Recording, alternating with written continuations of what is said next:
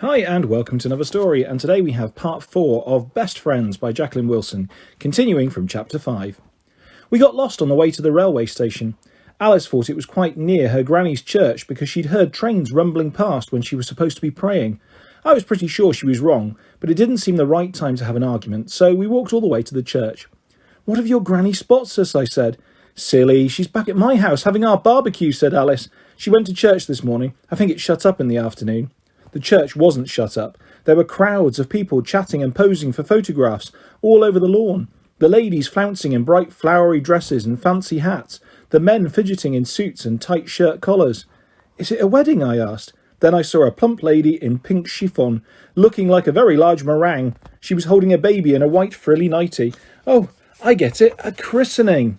I'd gone to Alice's christening. Mum had given me an extra big bottle of milk to keep me quiet, and I'd thrown up all down the back of her lilac suit. She wasn't pleased. I gave Alice a little Bunnykins mug and bowl and plate. She's still got them, safely stowed away in her mum's china cabinet in their lounge. Alice came to my christening. I was hungry because Mum hadn't risked feeding me this time. I grizzled throughout the ceremony, and when the vicar started swooshing water at me, I shrieked my head off. The vicar had a hard job hanging on to me. I was threshing about so furiously. Mum wasn't at all pleased. Alice gave me a little Bunnykins mug and bowl and plate. I dropped the mug and broke it the very first time I was big enough to drink out of it. I made mud pies on the bowl, and it had to be thrown away. I've still got the plate, but it's got a crack right across it, and the edges are chipped. "Why do I always mess things up, Alice?" I said, sighing. "I'm Justine," said Alice. "Sorry," I said, eyeing the christening party warily in case anyone was listening. "I'm Michael." "Come on, Michael," said Alice, emphasising my new name. "Okie doke, Justine," I said. I tried to walk with a swagger like a really cool dude boy. "Gemma, Alice," someone shouted. This very large boy came charging towards us, bellowing our names. I didn't recognise him for a moment because he was squeezed into a small grey suit, all creased and wrinkly. He looked like a baby elephant. "Oh no," Alice whispered. "Oh yes," I said. Baby elephant boy was old Biscuits, the boy in our class. "Why are you walking all funny, Gemma?" he said. "And why are you wearing that weird black wig, Alice?" "Shut up, Biscuits, we're in disguise," I hissed. "I'm being a boy." Biscuits blinked at us. "Are you a boy too, Alice?" "No, she's a girl, you nut. She's wearing a dress, but she's got a black plait, so she's in disguise too." "Shut up, Gem. Don't tell him," said Alice, pulling at my arm. She's never thought much of Biscuits. She often got irritated when he and I started to dare each other to do stuff. "Oh, go on. This is dead intriguing," said Biscuits. "Tell us, what are you going to do, Gemma?" "Tell us what you're up to, wearing that daft suit," I said. "Yeah, I know, I look a right wally," said Biscuits. "My mum made me wear it." He nodded at the pink meringue lady holding the frilly baby. "That's my mum, and that's my baby sister, Polly. She's just got christened. We're going to have a party at home. There's going to be 6 kinds of sandwiches and crisps and sausages and stuff. The christening cake's got thick white icing with Polly in pink, and there's the pink marzipan baby on top. I helped Mum make the cake, and I'm going to get to eat the slice with the baby. She's promised." "Yuck," said Alice. She pulled at me again. "Come on." "Come on where?" said Biscuits. "Where are your mums? Are you out on your own?" "No," said Alice. "My mum's just round the corner." She's not as good at lying as I am. "Stuff and rubbish," said Biscuits. "What corner? Hey, you two, you're not running away, are you?" We both froze. "Don't be daft," I said. "That's me. I am daft. I specialise in it," said Biscuits, crossing his eyes and lolling his tongue. Then he reassembled his face into a serious expression. "You are running away. You're the daft ones. It's because Alice is moving, isn't it?" "No, it's not. Of course we're not running away," I said, furious that he'd sussed out the situation in seconds. Biscuits was like that. He looked silly and acted silly so much of the time you forgot he had a brilliant brain inside his big head. "You're bluffing, Gem. I always know when you're bluffing. Remember when you said you weren't feeling a bit sick when we had the weird sandwich competition and you ate my cold Brussels sprouts and lumpy custard sandwich? And then what happened, eh?" "Shut up," I said weakly, my tummy turning over at the memory. "You mind your own business, Biscuits," said Alice. "Come on, Gemma, now." "Is it just a game?" said Biscuits. "You wouldn't really be that mad, would you? What are you going to do for food?" "Trust you to make nosh your number one priority," I said snippily. "Don't worry. We've got plenty of cash. Jangle your pockets, Alice." "But where are you going to? Who's going to look after you? What are you going to do if some creepy psycho comes up to you?" "We're getting the train to London. We'll look after ourselves, and if any creepy psycho comes near us, I'll spit in his face and kick him hard," I said fiercely, and then I'll let Alice pull me away. Biscuits called after us loudly. His mum peered over at us too, and some of the christening guests. "Oh, help! We'd better run for it," I said. So we ran again, faster and faster, on and on. Alice went bright pink once more. She kept clutching her side. I knew she had a big stitch in her stomach. So did I, but we couldn't stop or we'd get caught. We struggled on down the road, not daring to look back yet to see if we were being followed. When we turned the corner, I spotted a bus that had Station Avenue on the front. Quick, jump on, Alice. The bus went a very long, all round the houses way to the station, but it was just good to flop in our seats and catch our breath. I don't know why you had to witter on that like that to stupid Biscuits, said Alice. I can't stick him. Biscuits is okay. Though, didn't he look ridiculous in that suit? He is ridiculous. He's so fat, said Alice, puffing out her cheeks in imitation. He can't help that. Of course he can. He goes nosh, nosh, nosh, nosh all day long. Speaking of which, I'm starving. We shouldn't have run away until after the barbecue, I said, rubbing my rumbly tummy. We'll buy a snack when we get off the bus, said Alice. When on earth are we going to get to the station? We jumped up and rang the bell as soon as the bus turned into Station Avenue. We were a bit too over-eager. Station Avenue turned out to be a very, very long road. Still, we went into a newsagent's and I chose a bar of Galaxy and a giant Mars and a packet of salt and vinegar crisps and a Cornetto ice cream. Alice chose a packet of pink and white marshmallows. I think she picked them because they looked pretty. She only ate a couple, so I helped her out. You'll end up as fat as Biscuits if you're not careful, said Alice. You really have a downer on poor Biscuits, I said, making myself a weird but yummy marshmallow chocolate sandwich. Maybe it would be good if I got a bit bigger anyway. I need to look totally different now we're runaways. If I could only grow upwards instead of out, I could get some kind of job and then I could earn money for us. I'd seen boys working down the market, running and fetching and sorting stuff. I was a good runner and fetcher and sorter. I could do it easy peasy, I said, giving Alice's hand a reassuring squeeze. You're all sticky, said Alice, but she squeezed my hand back. OK, if you get the job, I'll do the shopping and cooking and looking after the house. I can cook, well, I can do toast and boiled eggs, and I know how to do stuff out of tins like baked beans. I love baked beans, I said, but I was thinking about looking after the house bit. What house? Alice was thinking about it too. Where will we live, Jem? She said in a very small voice. She looked like she might start crying any minute. That's simple, I said firmly. I can never bear it when Alice cries, even though she makes such a habit of it. There must be heaps and heaps of empty houses in the whole of London. We'll find one and we'll creep inside.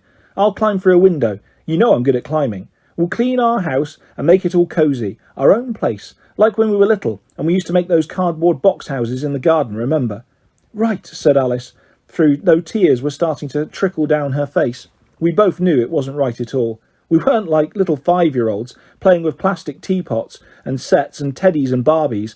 We were two girls really running away. We didn't have a clue where to go in London. Biscuit's creepy psycho was starting to stalk in my head. OK, London, here we come, I said, as we saw the station way down at the very end of the road. We walked smartly, hand in hand, giving each other brave, encouraging smiles. Alice still had tears dripping down her cheeks, but we both pretended not to notice. We went into the station entrance and up to the ticket window. We'd like 2 children's fares to London, please, I said, dead nonchalantly. I'd been rehearsing what I was going to say in my head for the last 5 minutes. Who are you 2 kids with then? Said the ticket man. I was ready for this too. We're with our dad, I said. He's gone to get a newspaper from the kiosk. The ticket man eyed me beadily. What about his ticket then? He doesn't need one. He's got a season ticket, I lied. Alice looked at me in open admiration. The ticket man certainly seemed convinced. Single or return, he said. Single, said Alice. We're not going to return. £15 then, dear, he said. I felt as if I'd had 15 punches in the stomach. £15? That's for the 2 of you, said the ticket man. I couldn't believe it was so expensive. Alice scrabbled in her pocket for her money. She found one tightly folded £5 note. She dug out 5 gold pound coins, then another, and another, 2 50-pences. She picked her way through the rest of her change while the ticket man sucked his teeth. The chocolate and crisps and marshmallows stirred around and round in my tummy like a sourly sweet stew. If I hadn't been so greedy, we'd have had more than enough. I felt so ashamed. 20 pence, 5 pence, 1, 2, 3, 4, 5, 6, and 2 lots of 2p's. Yeah, said Alice. We've got it, £15. She piled the change into the little turntable tray. The ticket man took a long time counting it out, checking it twice, but then he printed out our tickets on his machine. We grabbed them quickly, before he could change his mind, and darted down the tunnel to the platform.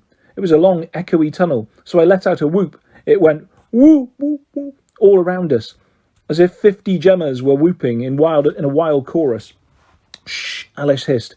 50 weeny little shushes reprimanded us. We both burst out laughing, and our giggles echoed above us as we ran the length of the tunnel. We've done it, I said, giving Alice a big hug when we were up on the platform. The London train was up on the indicator board, due in 2 minutes.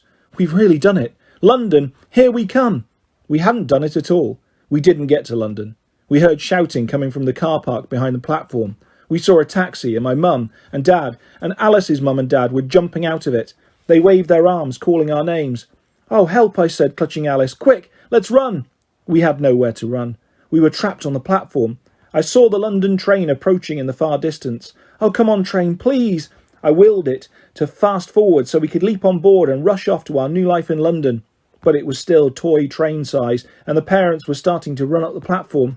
Alice's dad caught her up in his arms. Her mum burst into tears. My mum got hold of me by the shoulders and shook me until there was a roaring in my ears, even louder than the approaching train. Chapter 6. They all thought it was my idea to run away. I decided I didn't care. After all, I didn't want to get Alice into trouble. I was in big trouble. Mum was so mad at me she managed not to say too much in front of Alice's family, but when we got home she shook me again and she shouted. Her face so close to mine, her spit sprayed in my face. She wanted me to cry and tell her I was sorry. I gritted my teeth and stared straight back at her. I wasn't going to cry one weeny tear, not in front of her. I wasn't sorry. I wished I'd run away forever and ever and ever. Mum sent me to my bedroom. I lay on my bed with my face in the pillow. Dad came up after a while and sat down on the bed beside me, patting me awkwardly on the back. There now, Jem. Don't cry, he said. I'm not crying, I said thickly, my head still in the pillow. I know your mum went a bit over the top, pet, but you gave us such a terrible fright. We were so shocked when we got that phone call from Mrs. McVitie saying you two were wandering around the town all by yourselves, making your way to the station. That traitor Biscuits. He'd told on us. Alice was right about him. I wanted to stuff his great gobby mouth with so many of his favourite bogging biscuits, wafers and shortbread and custard creams and Jaffa cakes and jammy dodgers and bourbons and digestives and chocolate chip cookies that he choked to death. Didn't you have any idea how dangerous it was to go off like that? 2 little girls out on their own? Dad shuddered so that he shook the bed. Anything could have happened to you. You must promise never ever to try to run away again. Do you hear me? I didn't want to hear him. I put my hands over my ears. After a while he crept away. I stayed lying there, head still in the pillow. But then, even with blocked ears, I heard the sound of Dad's taxi starting up. I ran to the window. Mum was sitting in the back, looking very boot-faced. I hammered on the window. Are you going back to Alice's house? Let me come too, please. I haven't said goodbye to her. Mum and Dad didn't look up at me. The taxi drew off. I went hurtling out of my bedroom, but Callum caught me on the landing. Let me go. I've got to go to Alice's, I shouted. You can't go, Jem. You're in disgrace in both houses. You know that. Stop struggling. Kiddo, come on. Ouch. Don't kick me. I'm on your side. Then take me to see her. Take me on your bike, Callum, please. Please. Look, they won't let you see Alice, even if I did take you. Her parents went completely bonkers when they knew you were both missing. You should have heard them. I don't see why. They don't give a stuff about us, or they wouldn't separate us, I said. But I stopped struggling with Callum. No one seems to care about Alice and me and what we want. Imagine if you weren't allowed to see Alicia anymore. Well, that's different. It's not. It's not, I said, clenching my fists and pummeling his chest. Just because we're kids, you think we haven't got feelings. Okay, don't get all worked up again. And stop hitting me. He grabbed my wrists. I tried aiming a kick at his shin, but I took care just to scuff it with the tip of my trainer. I knew Callum was right. He wasn't much help, but he was on my side. Jack stayed well clear. He hates any kind of fuss. But Barking Mad came to visit me when I stomped back to my bedroom. He got up onto the bed beside me and licked my face lovingly. This wasn't an entirely pleasant experience, as Barking Mad is a bit of a whiffy dog, no matter how many times Jack tries to bath him and brush his teeth, and he was doing his best to be comforting. Then I heard Dad's taxi come back. The front door slammed. Footsteps came upstairs. Mum's high heels going stab, stab, stab on the carpet. She flung open my bedroom door, clutching the crumpled canary dress. She threw it onto the bed beside me. I hope you're satisfied, young lady. You completely ruined the party. They had to call for a doctor because Alice's mum was still hysterical. All the guests have gone home in embarrassment, and they've left 50 steaks and 50 half chickens and 50 baked potatoes all going to waste, plus all the puddings, cherry cheesecake and tiramisu and Mississippi mud pie. Couldn't you have brought some home, I said. I wasn't meaning to be cheeky. I was just feeling sad about all that lovely food going to waste. A little teardrop sad compared with the enormous Niagara Falls torment of losing Alice forever. Mum didn't understand. You are an unbelievably selfish, greedy girl, Gemma Jackson. I can't think how I could ever have had such a daughter. How can you just think of yourself and your own fat little stomach at this time? Mum shouted. I wasn't thinking of my stomach. Anyway, how can it be fat and little? You're not making sense, I shouted back, unwisely. Mum made me stay in my bedroom and miss tea. I'd already missed lunch, so she was practically starving me to death. OK, I know I had eaten the chocolate and the crisps and Alice's marshmallows, but they were just a little snack. I lay miserably on my bed, my mouth watering at the cooking smells downstairs. Bacon. Lovely, sizzling, savoury, crispy bacon. I put my hands over my rumbly tummy. I didn't feel fat now. I was being starved into a skeleton. Mum would feel sorry when she came to wake me in the morning and found a sad little skin and bone girl sagging inside her incredible Hulk pyjamas. I tossed and turned, getting all caught up with the canary satin frock. I batted it away, hating its slippery, floppity feel. I felt something stuck up one of the big, silly puff sleeves, something rustling and crackling. A note. I pulled it out and saw Alice's familiar, neat handwriting in her best bright pink gel ink. The letter was stiff with stickers, hearts, kisses, flowers, bluebirds and smiley suns. Dearest Jem, I'm in disgrace, and I bet you are too, and I'm so sorry you got the blame. I tried to tell my mum it was all my idea, but she wouldn't believe me. You know what she's like. I'm so sorry too we didn't get to say goodbye properly. I wish I didn't have to go to Scotland. I will miss you so much. I will never forget you. You are the best friend in all the world. Love from Alice. I read my letter again and again, tracing along each pink line with my finger, stroking every sticker. Then I hid it between the pages of my best ever book, The Enchanted Wood. It was Grandad's when he was a boy, and when I was little he read it to me. I wished that Alice and I could find the enchanted wood, climb up the faraway tree and clamber up the ladder into the land above, and never ever come back. But I was shut up in my bedroom, practically a prisoner. Alice was going to move hundreds of miles away. She'd sent me a wonderful goodbye letter, but I had no way of sending her one back. I was so hungry now, I couldn't think straight. I went straight through all the clothes in my wardrobe, searching the pockets of my jackets and jeans. I found a very elderly toffee wrapper in the pocket of my winter duffel coat. I licked it and got a ghastly taste of long-ago toffee, which made my mouth water more than ever. I ferreted in my school bag, wondering if I might find a forgotten chocolate bar or leftover sandwich, but no such luck. Then I heard footsteps. I hopped back on my bed in case it was Mum. However, the feet jumped and thumped, so I guessed it was Callum. He rushed in, shushing me elaborately. He thrust a bacon sandwich in my hand and then leapt out again before I could even thank him properly. The sandwich was lukewarm and a little fluffy from Callum's pocket, but I didn't care a bit. I lay back on my pillows and savoured every bite. Never had a bacon sandwich tasted more delicious. I felt a little guilty having such a healthy appetite on truly the worst day of my life, but I couldn't seem to help it. Alice might go off her food entirely, but sorrow seemed to make me ravenous. More footsteps, 2 steady feet, and 4 scampering paws. Jack, embarking mad, bounded into my room. Have you got another bacon sandwich for me? I asked hopefully. Well, I did try to shove one into my pocket for you, but barking mad wolfed it down while it was still in my hand, said Jack. Oh, piffle. So, did you just come upstairs to tell me that? I said. I came to lend you this, Jack said, handing me his mobile. You can text Alice. But she hasn't got a mobile. Oh, right, well, that idea's not much use then, said Jack, sighing. I could phone her on their land phone. Jack peered at me. Not a good idea, Jem. You're not in her good books, to put it mildly. I just want to say goodbye to Alice, I said, dialling the number. Hello? My heart sank. It was Alice's mother. I'd hoped she'd be in her bedroom, still having hysterics.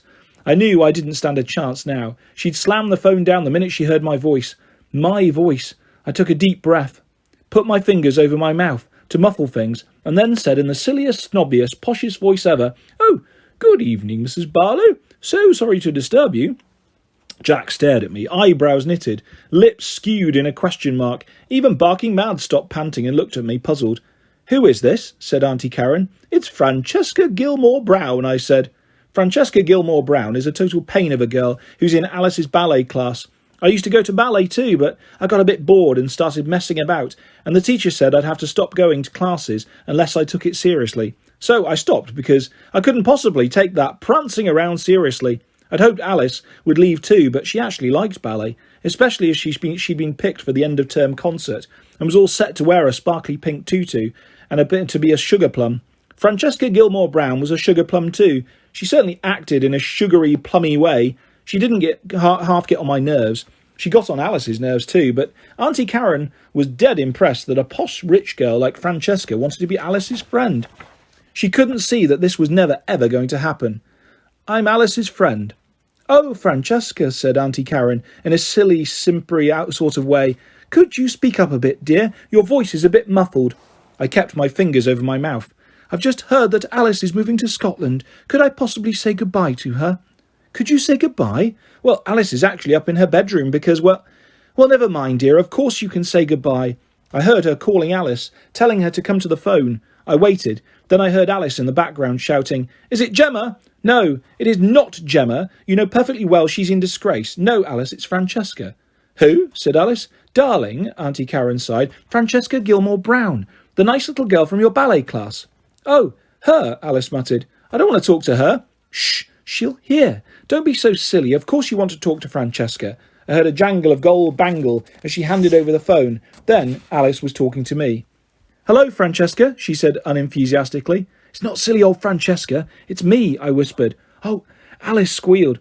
"Don't say anything. Don't make your mum suspicious." "Oh, Al, isn't this awful? I can't believe they're being so mean to us. My mum shut me up in the bedroom and she's acting like she's going to keep me here forever. And she's not even giving me any food. Can you credit that? She's starving me to death. My mum's trying to make me eat. We've got all the barbecue food, plates and plates and plates of it. And yet we're moving tomorrow," said Alice. "I can't bear it that you're going. If only we'd managed to get that train." "I know," said Alice. "I wouldn't have cared if we'd had to tramp the streets all night or sleep in the gutter, just so long as we could be together," I said. "I think that too," said Alice. "Is your mum still hovering?" I asked. "Yes," said Alice. "I wish she'd jolly well bog off," I said. Alice burst out laughing. "So do I." "What's Francesca saying?" said Auntie Karen. She's just telling me a joke to cheer me up, Mum," said Alice. "Oh, she's such a nice girl," said Alice's mum. "Why couldn't you have wanted her as your friend?" "Shh, Mum," said Alice. "If she only knew," I whispered. "Alice, thanks so much for your lovely, lovely letter. It was brilliant of you to hide it in my horrible frock. Will you write me more letters when you're in Scotland?" "Of course I will. And I'll write to you too. Heaps and heaps and heaps. And I'll phone you too. Every day." "Not on my phone you won't," said Jack. "Hurry up, Jem. It's costing me a fortune." "I will, Alice. I'll write and I'll phone. And I'll come and I'll see you somehow." "Oh, Gemma," said Alice, sniffing. Then there was a shriek and a jangle and the phone went dead. Auntie Karen had cut us off. It looked like she had cut us off for ever and ever. And that is where we will leave part 4 of Best Friends by Jacqueline Wilson. I'll be back soon with the next part of this fantastic story and lots more stories and videos coming your way in the very near future. If you'd like to subscribe or hit a like, that's always appreciated, guys. Thanks for your support as ever. Thanks for listening. Bye-bye.